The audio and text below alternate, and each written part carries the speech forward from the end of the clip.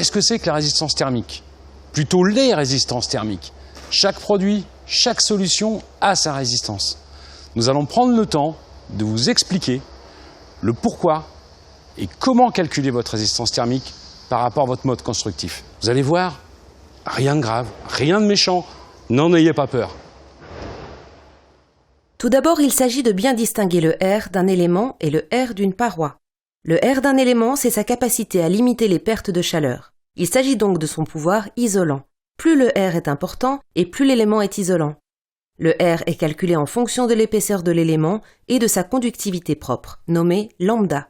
Il suffit donc de connaître l'épaisseur d'un isolant et son lambda pour en obtenir le R. Ces éléments sont inscrits sur tous les matériaux isolants que vous trouvez chez Point P.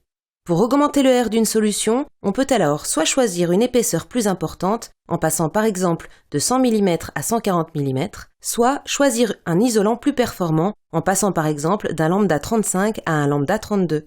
Pour obtenir le R d'une paroi, appelée RP, il suffit d'additionner le R de chacun des éléments qui la composent, plus les résistances superficielles intérieures et extérieures. Le R d'un mur est donc obligatoirement meilleur que le R de chacun des éléments qui le composent. Quand le R devient un objectif à atteindre, comme par exemple pour ouvrir droit à des aides fiscales ou pour suivre des recommandations, il est toujours très important de bien savoir de quel R il s'agit.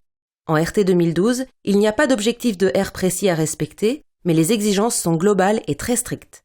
Seul un bureau d'études agréé peut valider la conformité des choix techniques.